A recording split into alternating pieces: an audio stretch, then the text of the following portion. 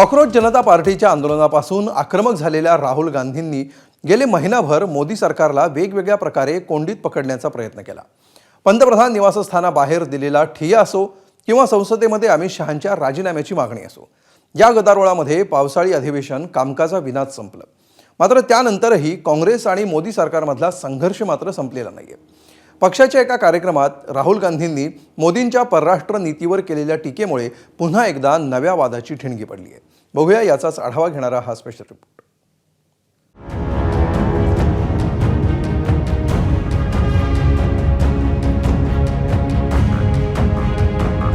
इनके माइंड में घुस गया कि फॉरेन पॉलिसी इज दिस। आपने कभी सोचा कि प्रधानमंत्री प्रेस कॉन्फ्रेंस क्यों नहीं करते?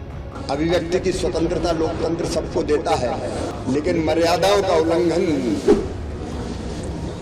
बहुत ही कष्टपूर्ण है। श्री राहुल गांधी यांनी जो छिछोरेपणा केला तो कुठल्याही परिस्थितीत अशोभनीय अशा प्रकारचा आहे। राहुल गांधींनी पंतप्रधान मोदींच्या धोरणांची खिल्ली उडवली। त्या कार्यक्रमाचं नाव होतं रचनात्मक काँग्रेस।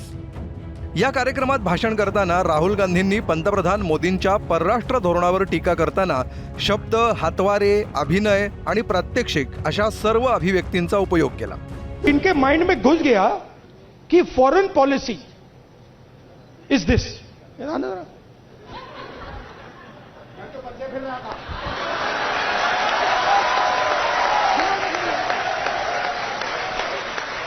अब पता नहीं किसने डाला, कहां से घुसा कि भाई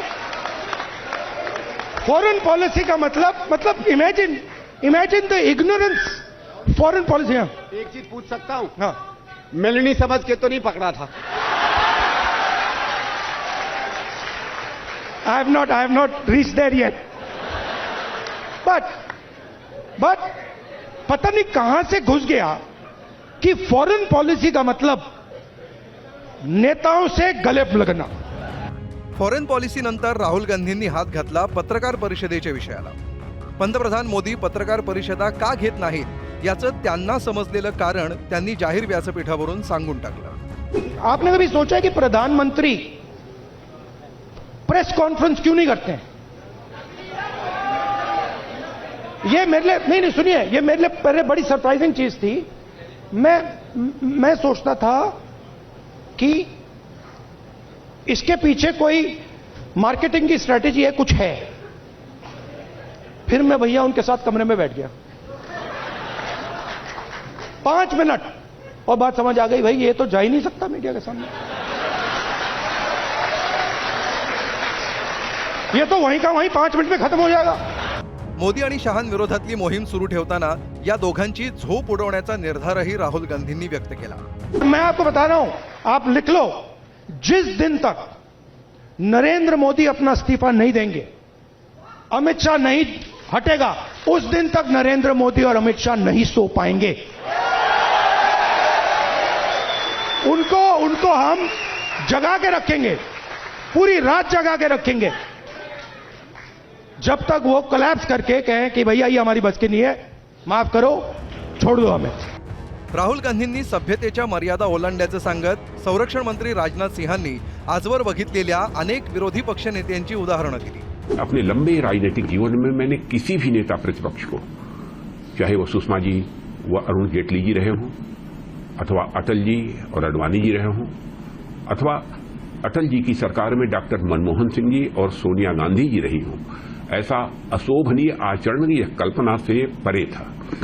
और ऐसा आचरण भारत में स्वस्थ लोकतंत्र के लिए मैं मानता हूं कि एक गंभीर खतरे का संकेत है।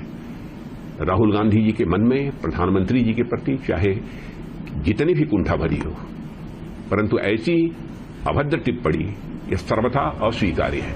तर दुसऱ्या देशाच्या महिला राष्ट्रप्रमुखाची खिल्ली उडवण्यावरून शिवराज सिंग चौहानांनी राहुल गांधींना फैलावर घेतलाय। मन बहुत व्यथित है।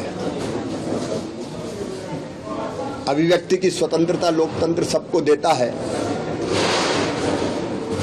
लेकिन मर्यादाओं का उल्लंघन ये बहुत ही कष्टपूर्ण है। पहले संसद चलने नहीं दी, एक बात कही वो मानने को सरकार तैयार, तो दूसरी, फिर तीसरी, फिर चौथी। और जिस ढंग से कल मैंने देखा, एक भारत के नागरिक के नाते मैं कह रहा हूं, जो व्यवहार नेता प्रतिपक्ष ने किया वो अभारतीय है, अशोभनीय है, अलोकतांत्रिक है, मर्यादाओं की धज्जियां उड़ाने वाला है। महाराष्ट्राचे मुख्यमंत्री आणि उपमुख्यमंत्र्यांनीही राहुल गांधींवर हल्लाबोल करत त्यांची वक्तव्य छछोर असल्याची टीका केली आहे। श्री राहुल गांधी यांनी जो छिछोरेपणा केला तो कुठल्याही परिस्थितीत अशोभनीय अशा प्रकारचा आहे। ज्या प्रकारे देशाच्या प्रधानमंत्र्याचा तर अपमान केलाच, पण त्याच वेळी इटलीच्या महिला राष्ट्रप्रमुखाचा इतक्या खालच्या दर्जाला जाऊन त्यांनी जो अपमान केला, या देशामध्ये अशी छछोरगिरी यापूर्वी कुठल्याही नेत्याने केली नव्हती। आता विरोधी पक्ष नेता मिमिक्री करू लागला तर खऱ्या अर्थाने त्यांना काय म्हणायचं, आपण मिमिक्री आर्टिस्ट म्हणायचं, काय म्हणायचं, असा देखील माझा सवाल आहे। आणि देशाचा प्रधानमंत्री, देशाचे प्रधानमंत्री, देशाचे गृहमंत्री यांची संसद याच्यामध्ये संसदेच्या आवारामध्ये माकडं घेऊन जाणं, टिंगल करणं, ही कुठली लोकशाही आहे? देशाचं परराष्ट्र धोरण हा खरं तर देशासाठी अत्यंत गंभीर आणि कळीचा मुद्दा असतो। सरकारच्या धोरणाचं समर्थन असो वा टीका, दोन्ही गोष्टी गांभीर्यानं होणं अपेक्षित असतं। पण सध्या मात्र राहुल गांधींनी मांडलेल्या मुद्द्यांपेक्षाही जास्त चर्चा होतीये ती त्यांच्या शैलीची, अभिव्यक्तीची आणि त्यांनी वापरलेल्या आक्षेपार्ह शब्दांची।